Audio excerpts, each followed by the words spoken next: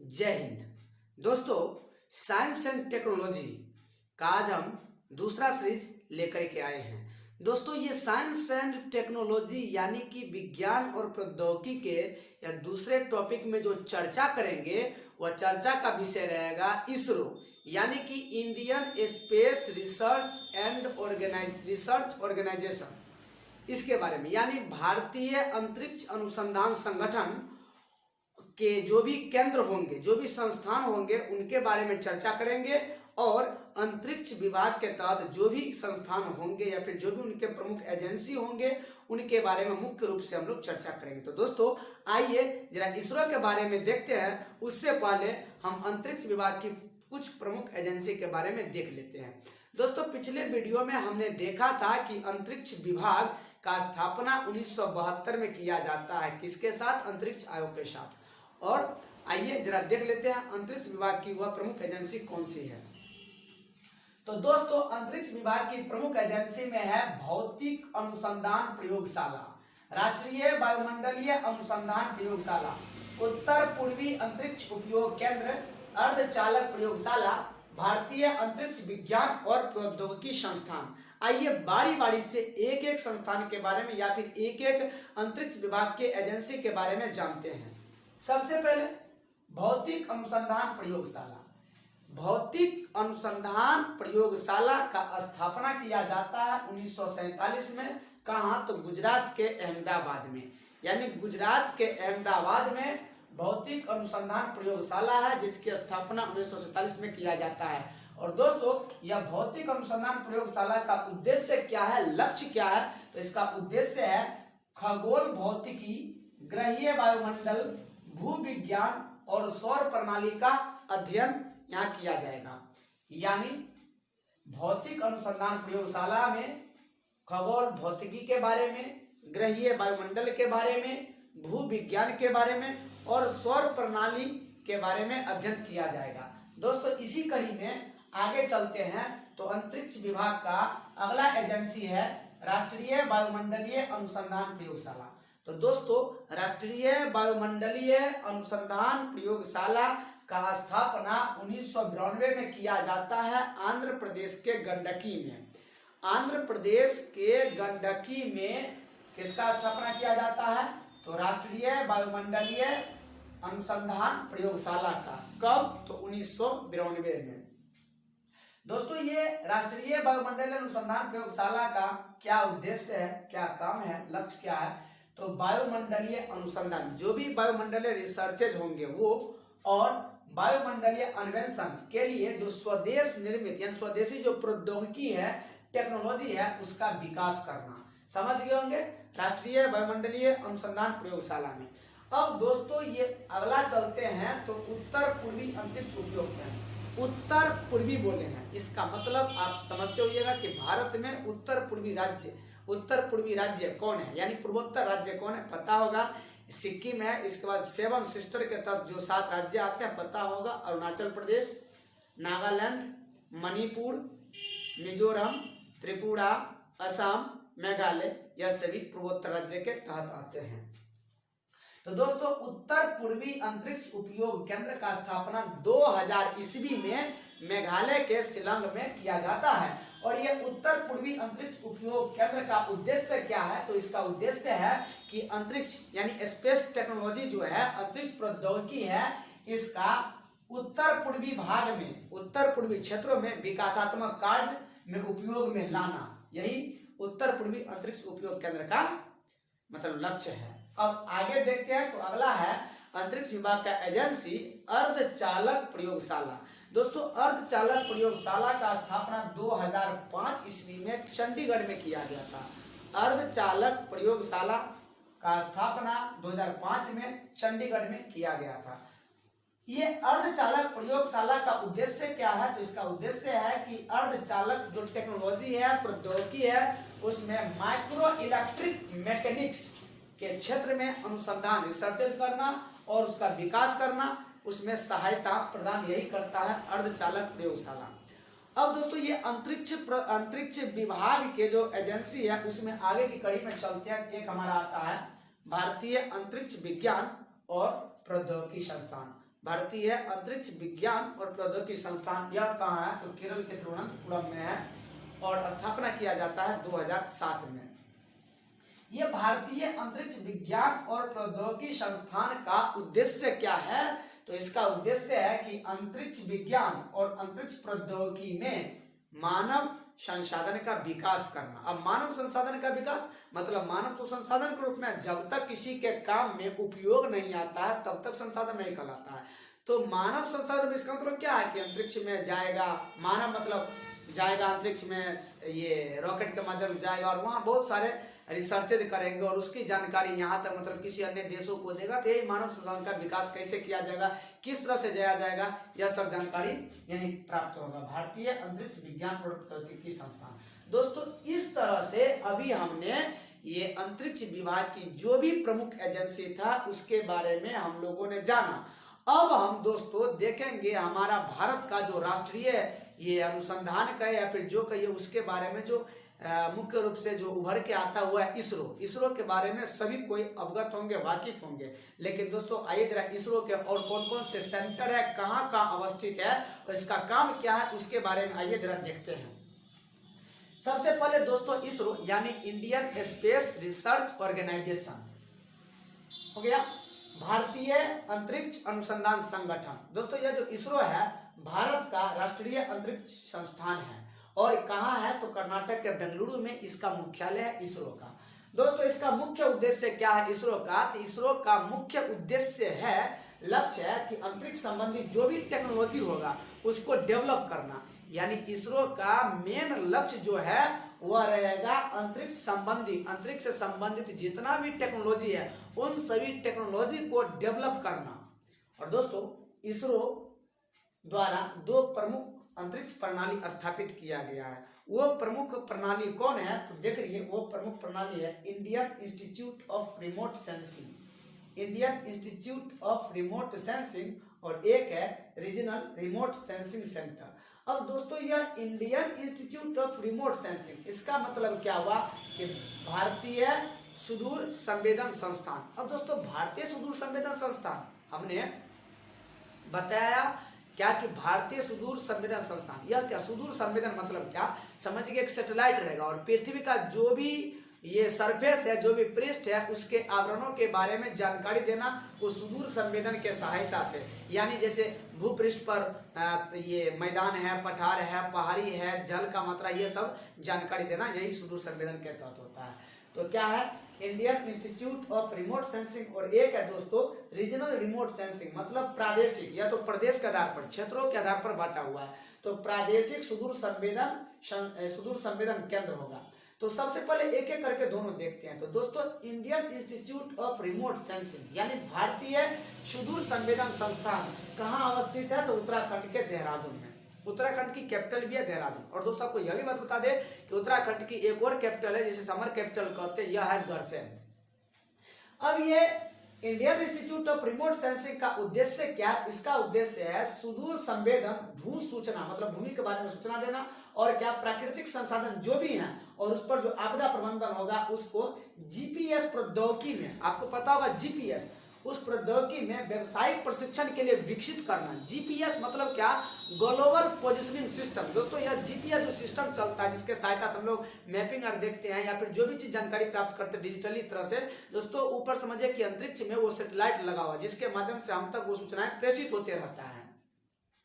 तो हमने अभी IIRS यानी Indian institute of remote sensing के बारे में जाना। अब दोस्तों आगे देखते हैं रीजनल रिमोट सेंसिंग सेंटर यानी प्रादेशिक सुदूर संवेदन केंद्र। इसके बारे में देखिए हमने पहले ही बताया दोस्तों कि यह प्रदेश के आधार पर जाएगा, बटेगा मतलब वर्गीकृत होगा। तो कहाँ कहाँ जाएगा तो देखिए यह जो रीजनल रिमोट सेंसिंग सेंटर कहाँ कहाँ स्थापित है, बेंगलुरु, जोधपुर, कोलकाता, देहरादून और नागपुर में स्थापित किया गया है। अंतरिक्ष विभाग द्वारा स्थापित किया गया और राष्ट्रीय प्राकृतिक संसाधन प्रबंधन प्रणाली के अधीन किया गया है। 2009 में या 2009 में आगे चल करके क्या होता है कि पूर्व, पश्चिम, उत्तर और मध्य इन क्षेत्रों में वर्गीकृत किया जाता है इस रीजनल रिमोट सेंसिंग सेंटर को। अब इसके आगे चलते हैं। तो दोस्तों ये दोनों संस्थान का मुख्य उद्देश्य क्या है आइए जरा देख लेते हैं। दोस्तों मुख्य उद्देश्य और कार्य क्या रहेगा तो पहला नंबर के उपयोगकर्ता जो भी है यानी यूटिलाइजर्स जो भी है उस उपयोगकर्ता को डिजिटली प्रतिबिंब विश्लेषण और भौगोलिक सूचना प्रणाली का सुविधा प्रदान करेगा। जो भी डिजिटली प्रतिबिंब है देने का काम यही सुदूर संवेदन वाला जो संस्थान है या सेंटर है वो करेगा। हमने पहले ही आपको बताया था कि पृथ्वी के सरफेस पर मतलब जो भी है उसका बारे के डिजिटली जो चित्रण है वो प्रेषित करेगा उसके माध्यम से। और क्या इसका उद्देश्य और कार्य है कि डिजिटली प्रतिबिंब को विश्लेषण, उसका टेक्नोलॉजी जो तकनीकी है और भौगोलिक सूचना तंत्र के अनुप्रयोग में उपयोगकर्ता को गाइडेंस करेगा, मतलब मार्गदर्शन करेगा और सहायता प्रदान करेगा। उपयोग के क्षेत्र में उपयोग के नए क्षेत्र में तकनीक का विकास करेगा और उसका प्रदर्शन किया जाएगा। तो इस तरह से हमने दोस्तों ये इसरो के जो भी अन्य 2 प्रणाली स्थापित किया गया इसरो द्वारा उसके बारे में जाना। अब दोस्तों एक एक करके देखेंगे कि इसरो के वह कौन कौन से प्रमुख संस्थान या फिर प्रमुख केंद्र कहाँ का स्थापित है और उसका काम क्या है, उद्देश्य क्या, उसके बारे में जानने का प्रयास करते हैं। सबसे पहले देखेंगे विक्रम साराभाई अंतरिक्ष केंद्र। दोस्तों यह विक्रम साराभाई अंतरिक्ष केंद्र कहाँ है तो केरल के तिरुवनंतपुरम में है। केरल के तिरुवनंतपुरम में विक्रम साराभाई अंतरिक्ष केंद्र का स्थापना किया जाता है 1963 में। और आपको हम यह बात बता देते हैं कि 1963 में भारत की तरफ से पहला रॉकेट भी छोड़ा गया था। दोस्तों इसका उद्देश्य क्या है तो इसका उद्देश्य है यानी विक्रम साराभाई अंतरिक्ष केंद्र का उद्देश्य है इसरो के प्रक्षेपण यान PSLV, GSLV और RLV TD का विकास करना। तो प्रक्षेपण यान कौन कौन? PSLV हमने पिछले वीडियो में बताया था कि पोलर सैटेलाइट लॉन्च व्हीकल, मतलब क्या, ध्रुवीय उपग्रह प्रक्षेपण यान। उसके बारे में बता दोस्तों, उत्तरी ध्रुव से दक्षिण ध्रुव की ओर चक्कर लगाएगा। और GSLV मतलब जियो सिंक्रोनस सैटेलाइट लॉन्च व्हीकल, मतलब भू तुल्यकाली उपग्रह प्रक्षेपण यान। मतलब क्या, अगर ये पृथ्वी है तो किस तरह से, मतलब जो उपग्रह इस तरह से चक्कर लगाएगा, ये तो आप समझ ही रहेंगे। और एक है RLV, इसका मतलब क्या है, रीयूजेबल लॉन्च व्हीकल, मतलब फिर से इसका उपयोग कर सकते हैं इस व्हीकल को। तो ये हो गया। अब इस कड़ी में आगे देखते हैं तो अगला इसरो का जो केंद्र है वह है सतीश धवन अंतरिक्ष केंद्र। दोस्तों यह ज्यादा हेडलिस्ट में रहता है, यानी समाचार के सुर्खियों में ज्यादा रहता है, न्यूज में ज्यादा सुर्खियों में रहता है। लिख देता है श्री हरिकोटा के सतीश धवन अंतरिक्ष केंद्र से ये प्रक्षेपण किया गया, इस तरह से रहता है। तो यह सतीश धवन अंतरिक्ष केंद्र आंध्र प्रदेश के श्री हरिकोटा में 1971 में स्थापित किया गया था। और इसका उद्देश्य है कि PSLV और GSLV का प्रक्षेपण यहीं से होता है। और आपको यह बात बता दे कि पूरे भारत का यानी इसरो का समझिए कि यही एक है जो मुख्य प्रक्षेपण केंद्र है, यानी इसरो का मुख्य यानी इंपोर्टेंट प्रक्षेपण केंद्र कोई है तो वह है यह सतीश धवन अंतरिक्ष केंद्र आंध्र प्रदेश के श्री हरिकोटा। इसके बाद अगला केंद्र देखेंगे इसरो का तो वह होगा आपका इसरो उपग्रह केंद्र। दोस्तों यह इसरो उपग्रह केंद्र कर्नाटक के बंगलुरु में स्थापना किया जाता है 1972 में। और इसका उद्देश्य है कि जो भी कृत्रिम उपग्रह है यानी मानव द्वारा जो भी निर्मित उपग्रह है उसका डिजाइन करना और उसको डेवलप करना, और जो भी उपग्रह प्रौद्योगिकी या टेक्नोलॉजी है उसके क्षेत्र में रिसर्च करना और उसे डेवलप करना, विकसित करना, ये इसरो उपग्रह केंद्र। उपग्रह केंद्र है तो समझ जाए कि वहाँ उपग्रह का डेवलप किया जाएगा, डिजाइन किया जाएगा, उस तकनीक के बारे में अध्ययन किया जाएगा। ये था आपका इसरो उपग्रह केंद्र। अब इसके बाद अगला कड़ी देखते हैं तो आगे दोस्तों आता है आपका अंतरिक्ष अनुप्रयोग केंद्र। तो अंतरिक्ष अनुप्रयोग केंद्र में देखेंगे तो अंतरिक्ष अनुप्रयोग केंद्र का स्थापना गुजरात के अहमदाबाद में किया जाता है 1972 में। और दोस्तों इसका उद्देश्य क्या है, यानी अंतरिक्ष अनुप्रयोग केंद्र का उद्देश्य है उपग्रह में लगने वाले जो भी पेलोड होंगे उसे विकसित करना और उपयोग से संबंधित अनुसंधान करना, रिसर्चेज करना। अब आगे देखते हैं तो अगला इसरो का केंद्र है राष्ट्रीय सुदूर संवेदन संस्थान। अब दोस्तों राष्ट्रीय सुदूर संवेदन संस्थान कब स्थापित हुआ था, कहाँ हुआ, तो इसका उद्देश्य क्या है, आइए देखते हैं। तो राष्ट्रीय सुदूर संवेदन संस्थान तेलंगाना के हैदराबाद में स्थापना किया जाता है 1974 में। दोस्तों उस समय हैदराबाद, तो ये हैदराबाद आंध्र प्रदेश के तहत आता था। आपको पता होगा कि आंध्र प्रदेश से तेलंगाना अलग हुआ था 2 जून 2014 को। यह राष्ट्रीय सुदूर संवेदन संस्थान का उद्देश्य है सुदूर संवेदी उपग्रह से जो भी प्राप्त करेगा चित्र उसे उपयोगकर्ताओं और जन सामान्य तक यानी हम आम आदमी तक पहुंचाने का काम यही राष्ट्रीय सुदूर संवेदन संस्थान करती है। इसके बाद इसरो का अगला केंद्र है इसरो प्रोपल्सन केंद्र। दोस्तों यह इसरो प्रोपल्सन केंद्र तमिलनाडु के महेंद्रगढ़ में स्थापित किया गया था। और इसका उद्देश्य क्या है, तो इसका उद्देश्य है इसरो का जो भी प्रमोशन यान है, जो भी मतलब यान लॉन्चिंग किया जाएगा उसकी नोदन प्रणाली और क्रायोजेनिक इंजन का विकास करना। यहाँ पर नोदन प्रणाली क्या है, तो उसमें किस टाइप का मतलब समझिए कि यह फ्यूल भरा रहेगा, ईंधन भरा रहेगा, उस प्रणाली का डेवलप करना। और क्रायोजेनिक इंजन, दोस्तों आज के दौर में क्रायोजेनिक इंजन बहुत ही समझिए कि बाहुबली ताकतवर इंजन होता है, जिसे चंद्रयान 2 में उपयोग किया गया था। दोस्तों इसके बारे में हम अलग से चर्चा करेंगे, क्रायोजेनिक इंजन के बारे में अलग से चर्चा करेंगे, तो वहां आप विशेष रूप से समझ जाइएगा क्या क्रायोजेनिक इंजन होता है। अब दोस्तों इसरो का अगला सेंटर है मुख्य नियंत्रक सुविधा। अब दोस्तों यह मुख्य नियंत्रण सुविधा का स्थापना किया जाता 1982 में, कहा, कर्नाटक के हासन में और मध्य प्रदेश के भोपाल में। और ये मुख्य नियंत्रण सुविधा का उद्देश्य क्या है, तो उपग्रह का प्रारंभिक कक्षा जहां पर होगा, शुरुआती कक्षा जो होगा, जो ऑर्बिट होगा, उसमें उत्थापन मतलब उठाकर के उपग्रह को ले जाना और कक्षा में पेलोड परीक्षण करना और उपग्रह के जीवन काल में उसको कंट्रोलिंग स्थापित करना, यही काम है मुख्य नियंत्रण सुविधा का। उत्थापन मतलब क्या बोले, उठा करके ले जाना। अब दोस्तों आगे देखते हैं, तो अगला इसरो का केंद्र है ISRO telemetry tracking and command.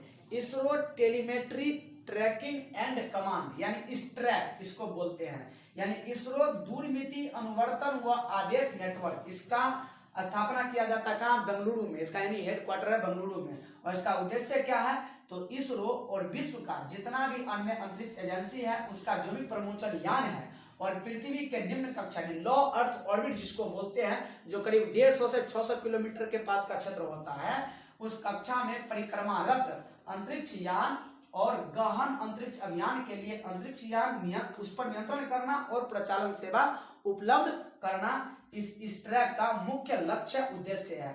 अब एक और बच जाता है इसरो का केंद्र, जिसे बोलते हैं इसरो का टेलीमेट्री भू केंद्र। दोस्तों यह इसरो का टेलीमेट्री भू केंद्र मतलब कहाँ कहाँ स्थापित किया गया, तो अपने देश में भी स्थापित किया गया और विभिन्न देशों में भी स्थापित किया गया। जैसे अपने देश की बात करेंगे तो बेंगलुरु, लखनऊ, श्रीहरिकोटा, तिरुवनंतपुरम, पोर्ट ब्लेयर में, और अन्य देशों में चर्चा करेंगे तो ब्रुनेई, बियाक जो इंडोनेशिया में और मॉरिशस में स्थापना किया गया ये इसरो का टेलीमेट्री भू केंद्र। अब दोस्तों इससे जुड़ी एक और बातें जान लीजिए कि 2008 ईस्वी में बेंगलुरु के पास ब्यालालू एक जगह है, वहां स्थापित किया गया था गहन अंतरिक्ष नेटवर्क, जिसे ISDN शॉर्टकट में कहते हैं। यह जो है दोस्तों भारत का पहला प्रतिष्ठित लूनार मिशन, जिसे चंद्रयान फर्स्ट कहते हैं, उसके लिए गहन अंतरिक्ष सहायक सिद्ध हुआ। तो दोस्तों इस प्रकार से अभी आपने ये अंतरिक्ष विभाग की जो भी एजेंसी है और इसरो के बारे में कुछ डिटेलिंग जाना, यानी इसरो के और कौन से केंद्र, इसके बारे में जानने और समझने का प्रयास करें। दोस्तों उम्मीद है कि आप इसके बारे में समझ गए होंगे। दोस्तों अब अगला टॉपिक जो रहेगा, अभी थोड़ा देर पहले बोले हैं कि पृथ्वी की निम्न कक्षा, दोस्तों उसमें बताएंगे कौन कौन से कक्षा पर यह सैटेलाइट जो स्थापित होता है एक एक कक्षा करके हम बता देंगे, ताकि आपको समझने में कोई दिक्कत नहीं होगा। और दोस्तों ऐसा हम आशा करते हैं कि आपको ये साइंस एंड टेक्नोलॉजी की एक एक बातें आपको एक पॉइंट द पॉइंट समझ में आपको आएंगी। थोड़ा आप ये थोड़ा मतलब धैर्य रखिएगा, धीरज रखिएगा, थोड़ा बिल्कुल समझ में आ जाएगी। दोस्तों तो इसी प्रकार आप हमारे साथ बने रहिए और अपना ढेर सारा प्यार और सपोर्ट हमें देते रहिए। हम पुनः आपसे अगले वीडियो में मिलते हैं, तब तक के लिए जय हिंद।